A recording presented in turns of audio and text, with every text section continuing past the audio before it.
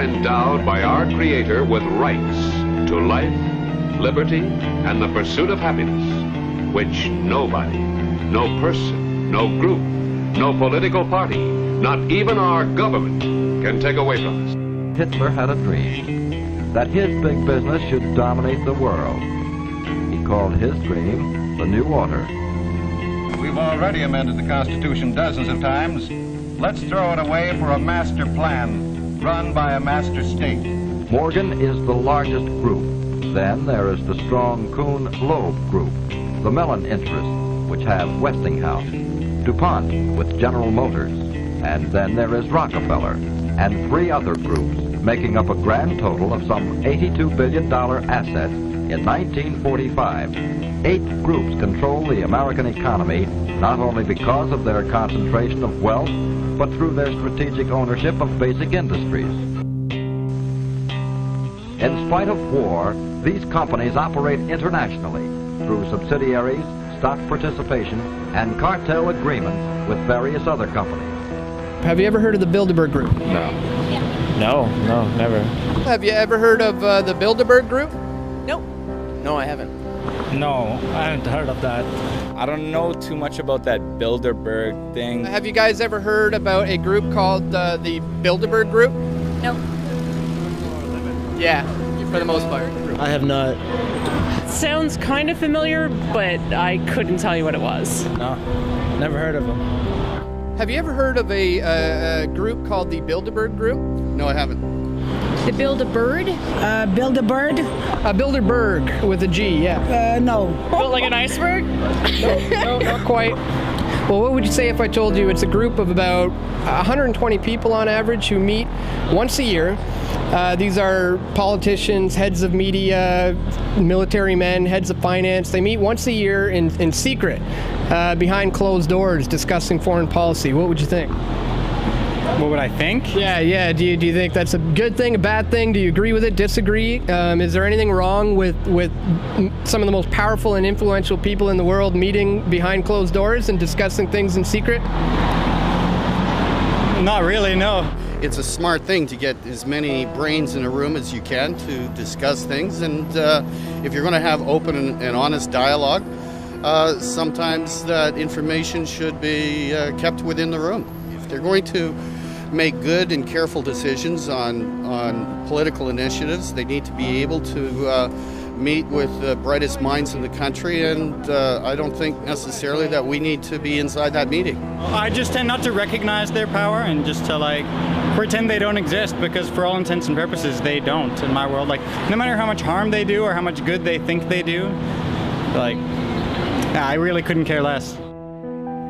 In the spring of 1954, Joseph Redinger, a Polish political advisor and founder of the European movement that would lead to the founding of the European Union, started the Bilderberg Group, an informal and off-the-record conference for political and business elites from European and Western nations.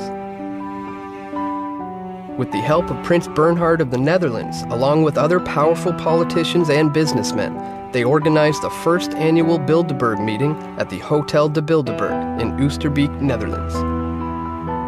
The Prince, a former executive for IG Farben and a former Nazi SS party member before the war, was also an influential executive in the oil industry, working for Royal Dutch Petroleum. As a member of the Dutch royal family and the father of the current matriarch and fellow Bilderberger Queen Beatrix, Bernhard was a very powerful and influential member of the European community. The original stated goals of the Bilderberg Group were to bring together the leaders of business, finance, and politicians from Europe and Western nations in a forum that would allow for candid and frank discussions of international issues without the fear of being quoted or recorded. Thus, the meetings are held in secret and are by invitation only. For almost 60 years, the Bilderberg Group has been meeting behind closed doors in luxury hotels around the world to discuss in secret their plan for global control of world events and markets. Over the years, their members have included heads of state, politicians, business executives, media moguls, global financiers, military leaders, intelligence agencies, and many other powerful organizations and individuals whose reach extends to every corner of the world. Some notable members have included the Rothschild banking family, Queen Beatrix of the Netherlands, Prince Philip and Prince Charles of the British royal family, international financier David Rockefeller, and former Secretary of State Henry Kissinger. The members of the Bilderberg Group have such an influence over the media that until recent years, their name and existence has been quietly kept from the general public through a veritable media blackout. With the advent of new social media tools and advances in technology, the independent media has been exposing these annual meetings on an increasing scale. We have reached the turning point. The Bilderberg Group is now finding it almost impossible to stay out of the spotlight and hide their powerful cabal from the public.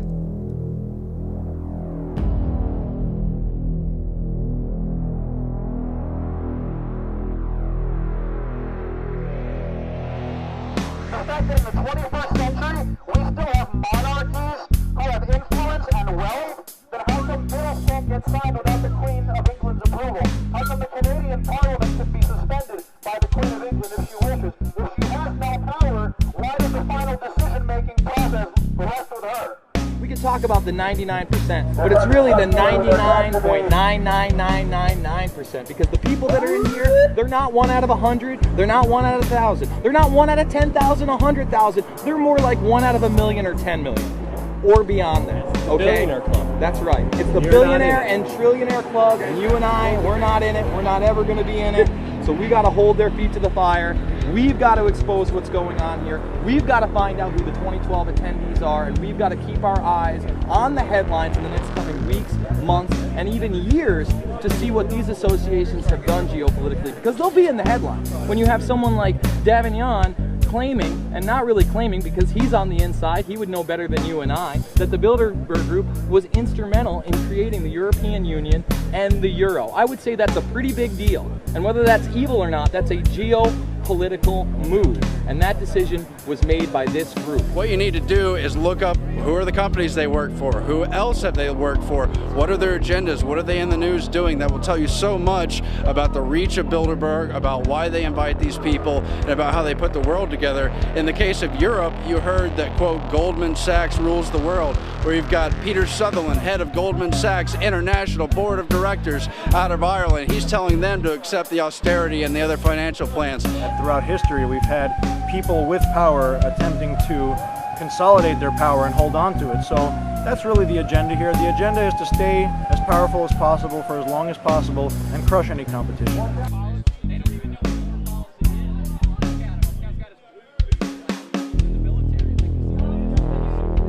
Warning, criminal globalist ahead. FBI!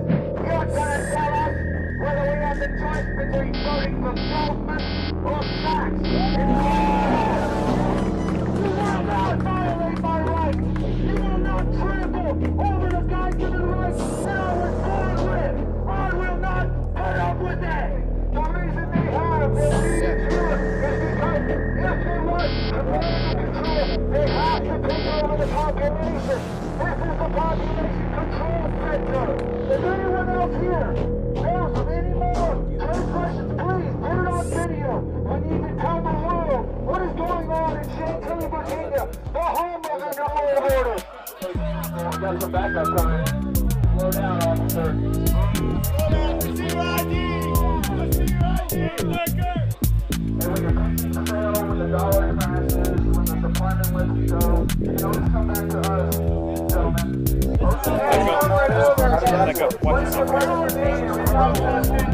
globalists that openly say our military is now under UN control in Congress, when real Americans stand up for the sovereignty and future of this country, we are the enemy now, because the real enemy has taken over our government.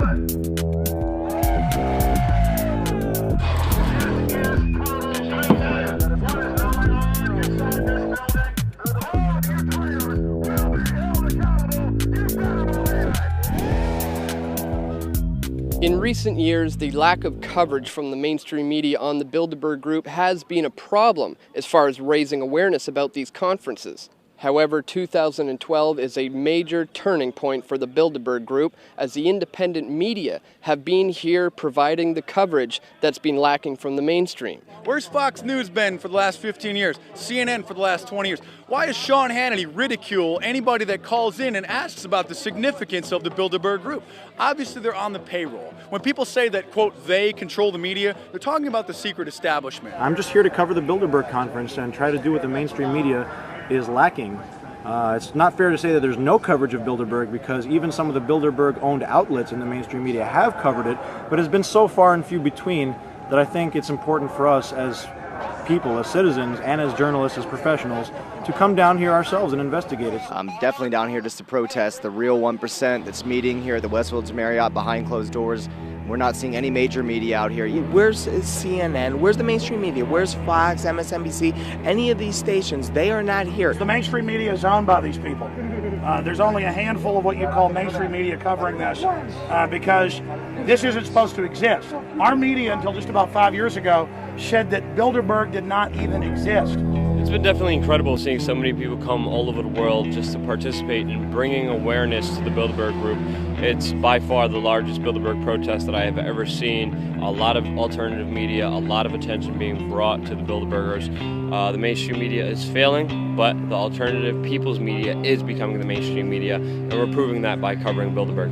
We want to make sure that we can get documentation of the attendees, just to have confirmation of who is in attendance. Once you know, you can absolutely confirm who is in attendance. You can have a better feel for what are some of the things that are going to be discussed. The Bilderberg Group was founded by Nazis after World War II with their European cohorts in the United States to try to bring in a one-world government.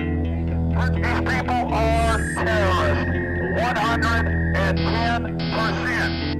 The government has been usurped and completely hijacked. The United States flag is not hanging upside down in distress.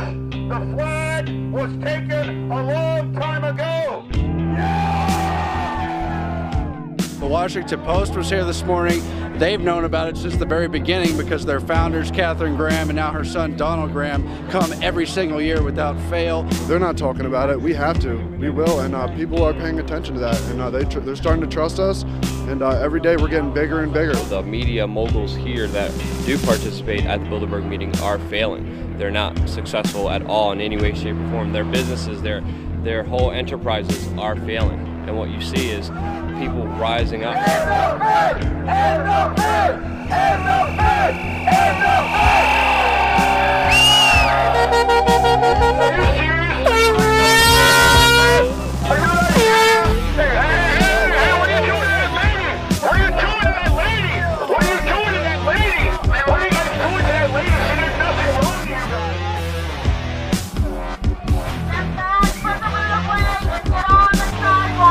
Get off the train. What? What the fuck? Hey, wait! What are you guys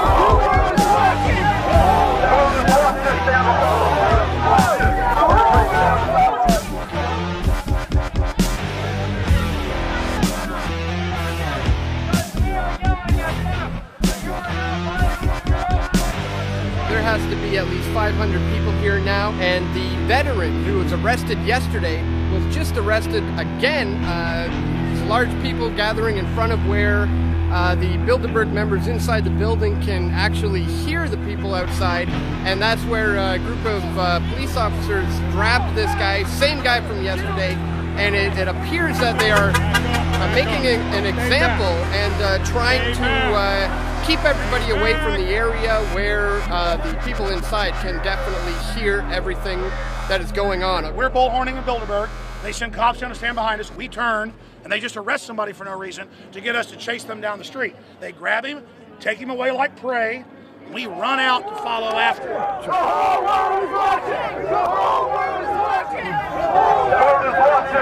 This group is meeting with government officials. It violates federal law, the Logan Act.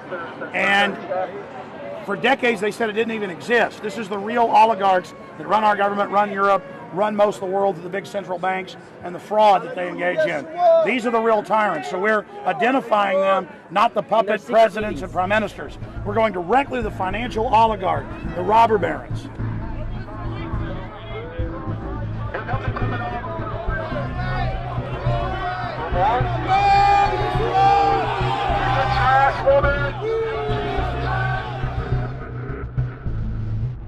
In 2008, it was revealed that the Canadian government, under the leadership of Bilderberg member Stephen Harper, would be buying $25 billion worth of mortgage pools through the Canada Mortgage and Housing Corporation.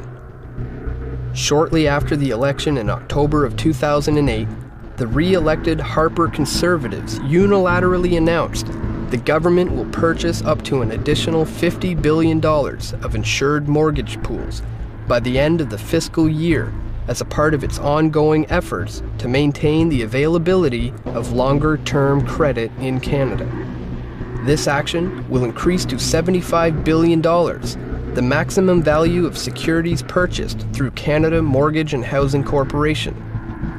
There was no debate in the Canadian Parliament over whether to hand out $75 billion in taxpayer money to the private chartered banks, nor was it covered by the Bilderberg-controlled mainstream media. The control of the Bilderberg Group extends not only to the media and the control of information, but also to the Canadian banking system itself and our ability to control our own currency. In 1938, Prime Minister William Lyon Mackenzie King nationalized the Bank of Canada, giving control of the Canadian currency to the people of Canada. Although the issuance of currency is held solely by the Bank of Canada, the creation of credit through the issuance of loans is still largely controlled by private chartered banks. As part of the Bank of Canada's charter, the government can borrow up to 50% of its own money from the Bank of Canada at 0% interest.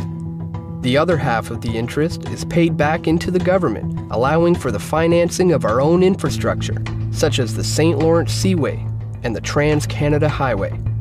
Because of Bilderberg member Paul Martin, Canada now borrows its money from the private chartered banks at the going interest rate, effectively handing over the usury and interest to private corporations. Prior to Prime Minister Brian Mulroney, all banks had to hold an 8% reserve, meaning they could lend out the same money 12.5 times through credit and loans. Mulroney dropped this to a 0% reserve, allowing private banks to loan as much money as they want, simply by entering a new line on a ledger. Currently, the Bank of Canada is only responsible for 5% of the actual debt created in the form of currency. The private chartered banks, such as Royal Bank of Canada and TD Bank, own the remaining 95% of all debt. Think of how much control this amounts to when you consider all of the digital payment and loan options used today, such as credit cards, debit cards, internet payments, RFID chips, smartphone purchases, and even biometric identification, which is now used in India for bank withdrawals. Very few people use real currency, and the trend is turning to an increasing reliance on digital and computer technologies, of which are largely controlled by members of the Bilderberg Group. Members of the Bilderberg Group who are involved in the Canadian banking system include President and CEO of Royal Bank of Canada, Gordon Nixon, President and CEO of TD Bank Financial Group, Edmund Clark, Deputy Chair of TD Bank Financial Group and former Canadian Ambassador to the United States, Frank McKenna, Former Minister of Finance and Director of Manulife Financial, Michael Wilson. Managing Director of Credit Suisse Securities, Ronald S. Lloyd. Former CEO of Scotiabank, Peter C. Godsoe. Former Governor of the Bank of Canada, David A. Dodge. And Governor of the Bank of Canada and former Goldman Sachs executive, Mark Carney. 501c3 tax-exempt foundations have to make certain forms publicly available. And so somebody tipped me off about this, that the 990 forms are available for the Bilderberg Group. And I got the years 2007, 2008, 2009, 2010. Well, first of all, they're operating under the 501c3 tax-exempt name American Friends of Bilderberg. The 2008 forms also show a list of very interesting donors.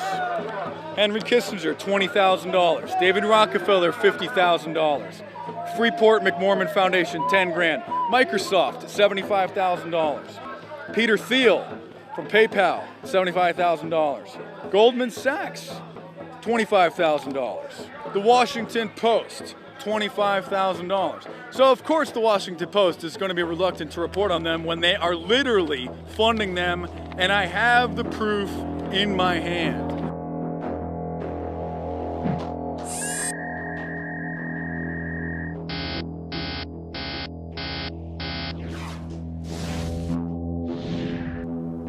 Other large donors of the Bilderberg Group include $25,000 from Lazard, a large investment bank which is based in New York's Rockefeller Center.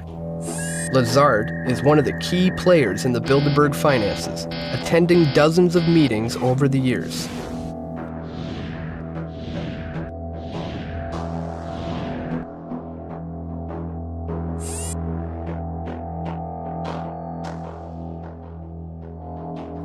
Another large donor and regular attendee to Bilderberg is co-founder of Kohlberg, Kravis, Robertson Company, Henry Kravis. KKR is a private equity firm with over $62 billion in assets as of 2011.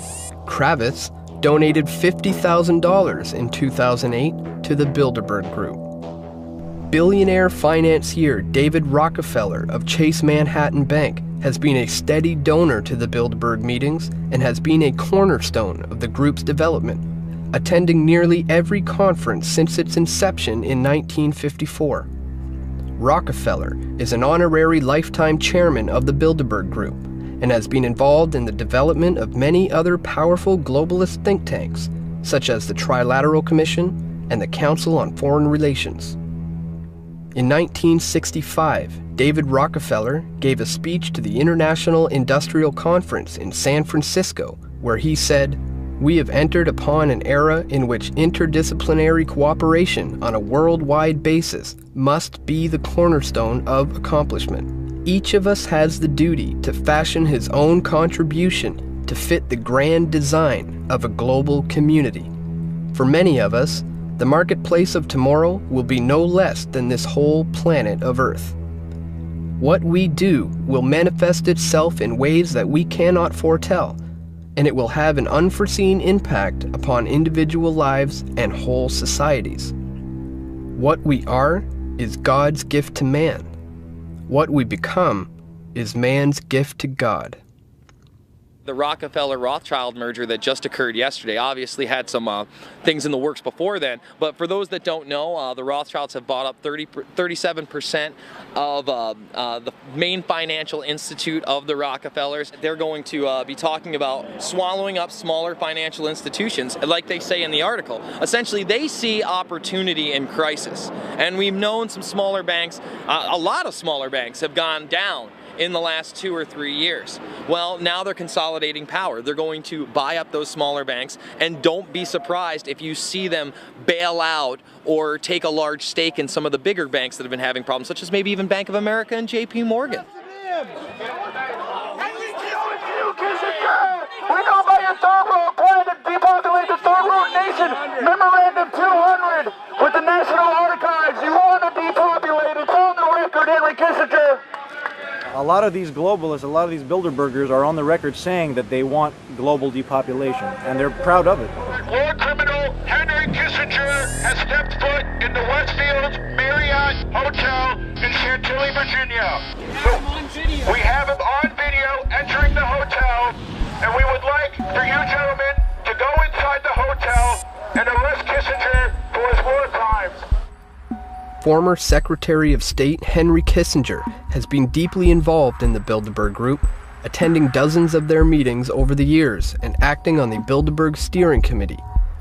Kissinger faces allegations of war crimes for his involvement in the secret bombing campaign that took place in Cambodia during the Vietnam War in the 1970s. It is alleged that Kissinger willfully engaged in the murder of tens of thousands of civilians in various areas of Cambodia, which led to the destabilization of the country into a civil war, resulting in the rise of the infamous Khmer Rouge. Kissinger is also wanted in several countries for his involvement in supporting the Pinochet regime and the CIA-backed coup that took place in Chile on September 11, 1973.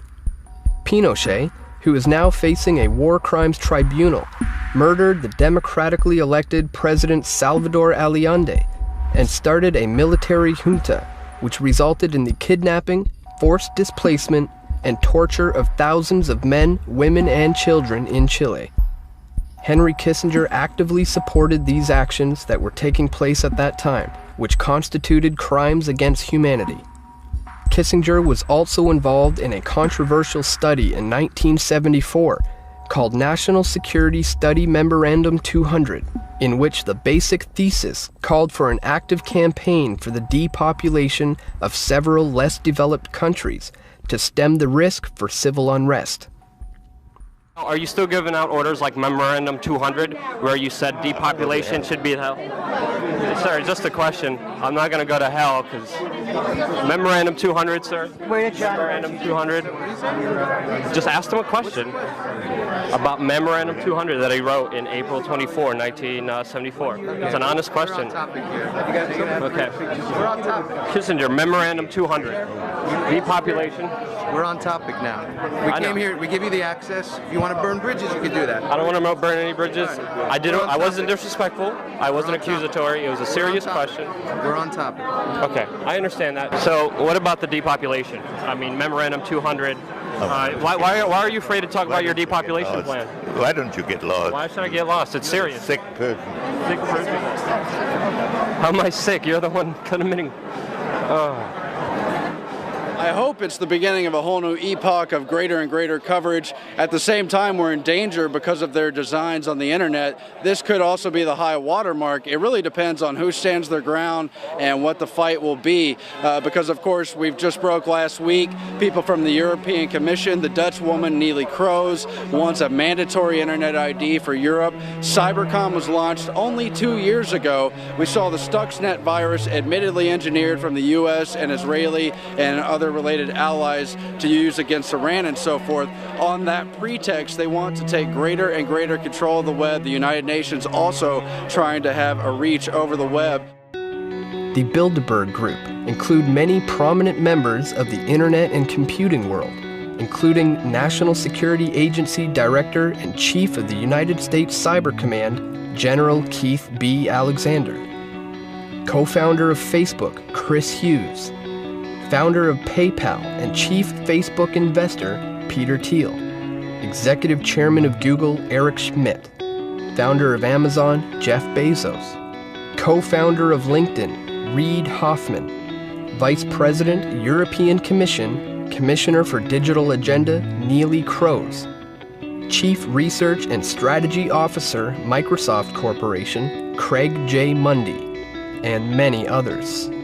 More and more, we're seeing the iron curtain of media censorship on Bilderberg and the shadow government, shadow elite, pulled back.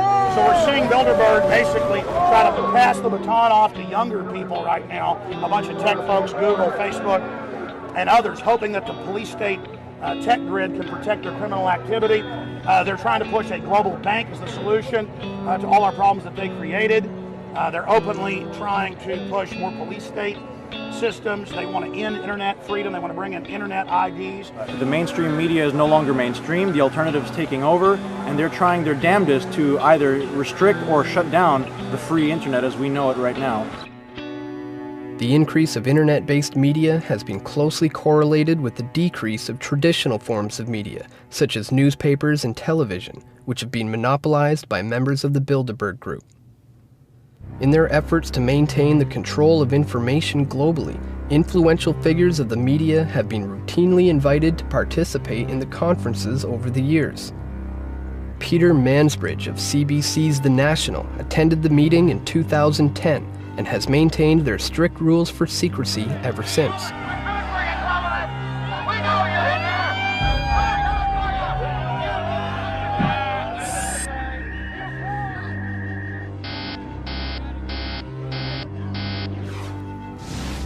Fellow Canadian Heather Reisman is the CEO of Indigo Books, the largest book supplier in Canada, and she is a member of the Bilderberg Steering Committee.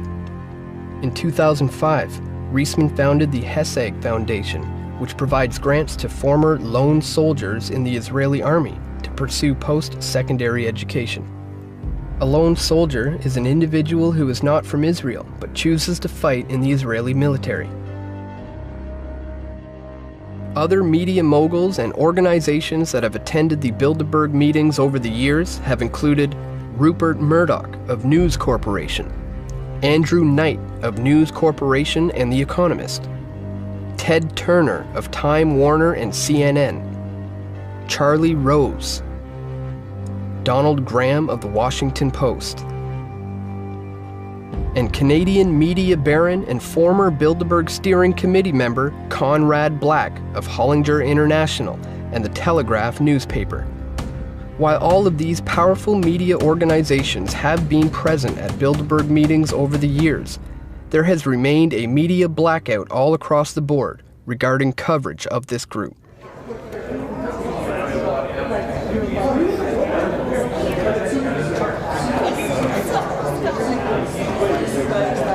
Hi.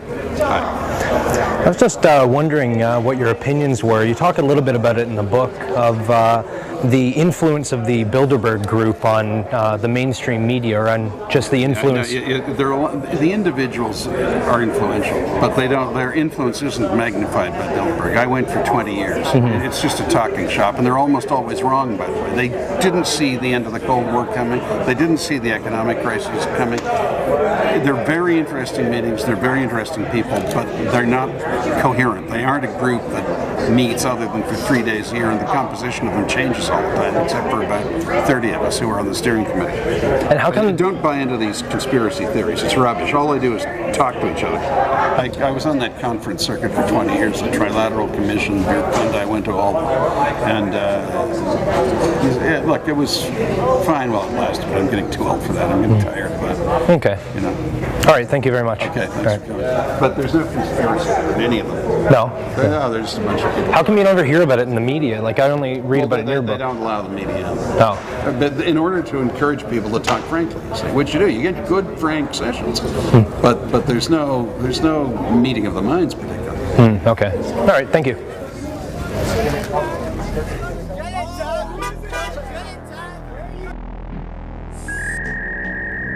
Fellow Hollinger International Board of Directors member Marie-Josée Kravis has made significant inroads since being invited to Bilderberg by Conrad Black in 1989. Marie-Josée is the wife of Bilderberg member Henry Kravis and has been a member of the Bilderberg Steering Committee for over 22 years.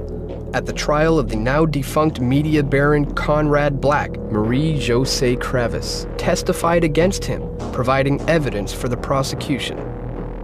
Other prominent Canadians who have attended the Bilderberg conferences include former Prime Minister of Canada Lester B. Pearson, Pierre Elliott Trudeau, Jean Chrétien, Paul Martin, and Stephen Harper.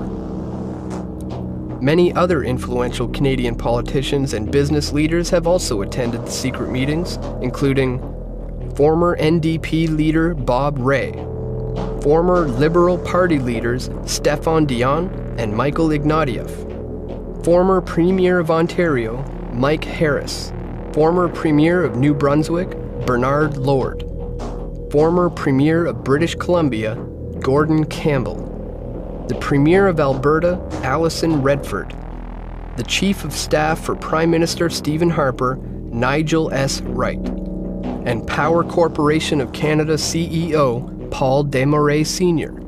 In fact, nearly every Canadian Prime Minister back to Pierre Elliott Trudeau has worked for Power Corp. I attended one Bilderberg meeting. I'm not sure they ever invited me back, but just to make sure, I've also gone to a Maple Leaf hockey game. That doesn't mean I'm a Maple Leaf fan.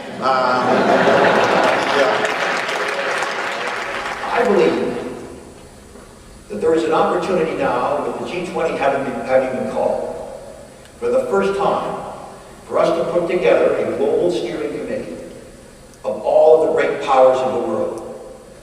If I was asked what is the single most important thing that can be done to get us out of this mess, it is going to be to recognize now that we are one common humanity, divided perhaps into economic entities called countries. The time has come for us to work together. In 1996, you were at a Bilderberg meeting, and also there was Jean Chrétien and Paul Martin. I don't know if I was at that meeting. I've only been to a few of them, but Bilderberg and Tralala are not really think tanks. They simply individuals who get together who are from business, the political world, the media, others, and discuss ideas, and they influence each other through that. Shortly after Dan and Steve got back from the Bilderberg meeting in Chantilly, I decided to file some Access to Information Act requests for information on both Alison Redford, the Premier of Alberta, and for Nigel S. Wright, who is the Chief of Staff for Prime Minister Stephen Harper. I received 2 notices. One was for Nigel S. Wright, and it actually revealed very little. They just said that they didn't have any record of him having attended the Bilderberg meeting in Chantilly, even though he was on the official attendees list. In 2011, the Harper government decided to amend the Access to Information Act and privacy request forms, making it so that anybody that was on the Prime Minister's cabinet was exempt from releasing any personal information.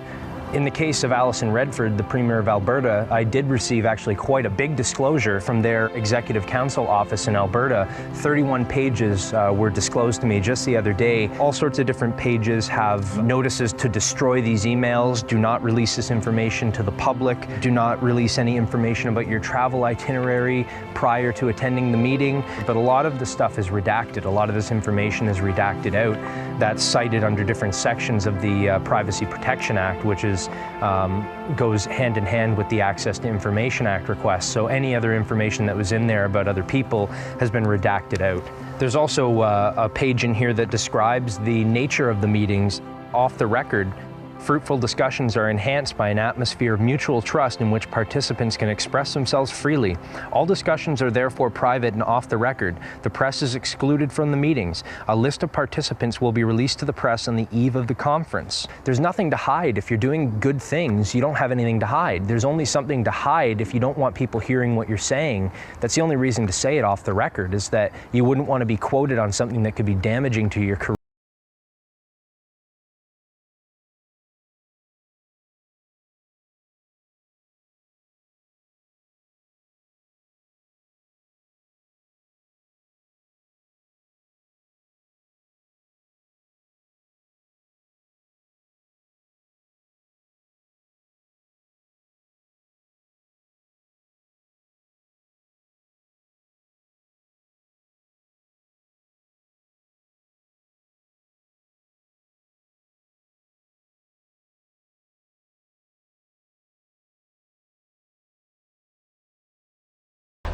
to the very limits of official censorship and concealment.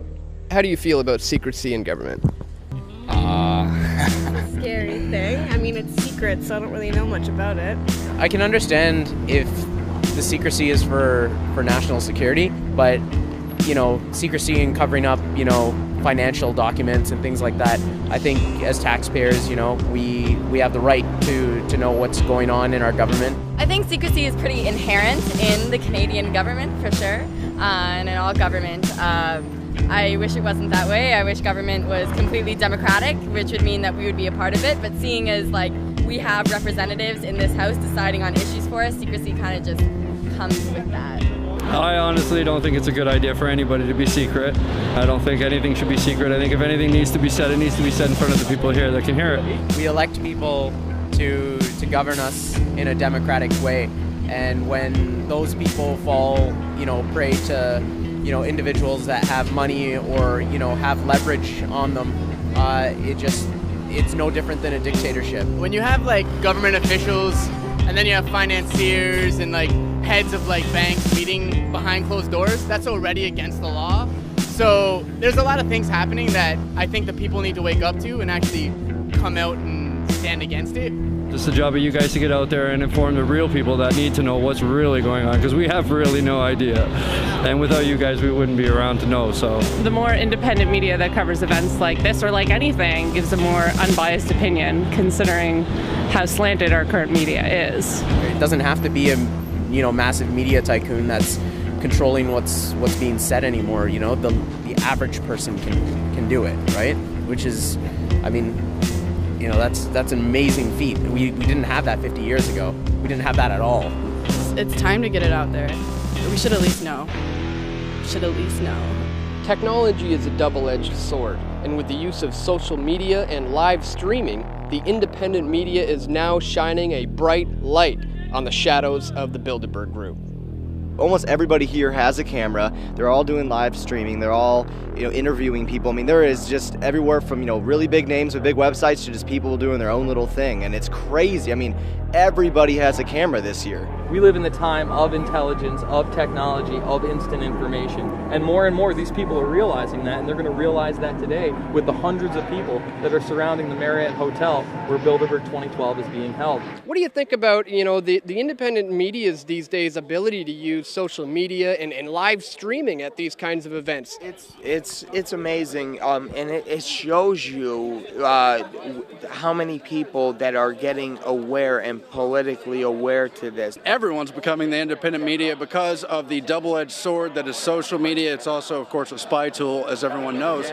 They're worried about us. They're worried about you. They're worried about every person out here with a cell phone that's able to broadcast live or put them video online, where in the decades past it would require an entire news crew and an assignment, tens of thousands of dollars worth of equipment. Now we can do it standing out here with a cell phone. So their technology that they're using to bug us, their Orwellian nightmare, Big Brothers or surveillance systems, we're just turning it against them and showing them that we're watching.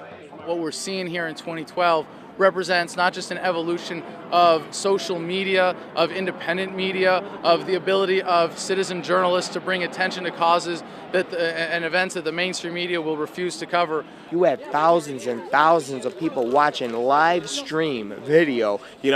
They're interested. People are dying for real information, truth. We are able to pretty much broadcast to the world to thousands of people live, unedited, uncut, as everything's happening, pretty much just through a cell phone. It's, we're living in amazing times. The technology is advancing. It's like more than it's a protest, it's almost an independent media summit. There are at least 20 cameras here, live streaming, not all like with some central hub. No, 20 independent media outlets, 20 individuals doing separate live streams. We are making a difference. We are forcing the mainstream media to cover these events, and they are coming, kicking and screaming, but they are coming.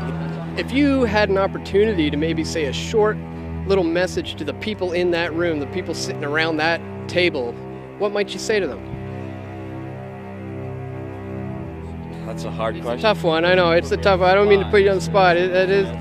Second. But if I could say anything to the Bilderbergers is, when you do things in darkness, they will come to the light, and they are. We're here just to shine that light. I don't hate you. I'm not going to spend my energy just to negatively go after you, but I will expose you, and I will talk to you, and I will communicate with you with words to try to make you and the world understand that there's a lot more going on than we actually know, and we deserve to know what's happening. We're human beings. We're just as equal as you, and we're all in this world together. Ladies and gentlemen of the free world, we came out here for one reason and one reason only. We are sick and tired of being controlled. We are sick and tired of the elitist taking advantage of our trust, taking advantage of our apathy, and we will not put up with it anymore! My message to the globalist is the sleeping giant that is humanity is awakening. It's 1776 against their 1984 worldwide. Their system of 1984 against the spirit of liberty. And they will be defeated. And they know it, and they're starting to run scared, and they should be, because information is power. And the truth is setting us free. We know who you are, and we're taking our fate back. We know who you are, and we're going to expose you all the way. So we're not stopping. We're going to be growing in numbers 100 times this in the future. So just wait, we're coming. I'm sure you guys realize, that this is the fate of the planet. You guys are in control. One way or another, people are finding out what's going on. Life is short. We should live it to the fullest and treat people with respect, honesty, dignity, and compassion. And you could change your life at any moment, any time, and just think about the decisions you're making and how they affect people and how they hurt people, and understand there's real consequences for those decisions that you guys have made, that you guys will have to live with for an eternity, pretty much. When Jesus was tempted in the wilderness, Satan said, if you bow down and worship me, I will give you the world. Well, guess what? You've got the world, and we're not going to bow down and worship you. Those filthy deeds that you have done in secret are now being shouted from the housetops. We are on to you.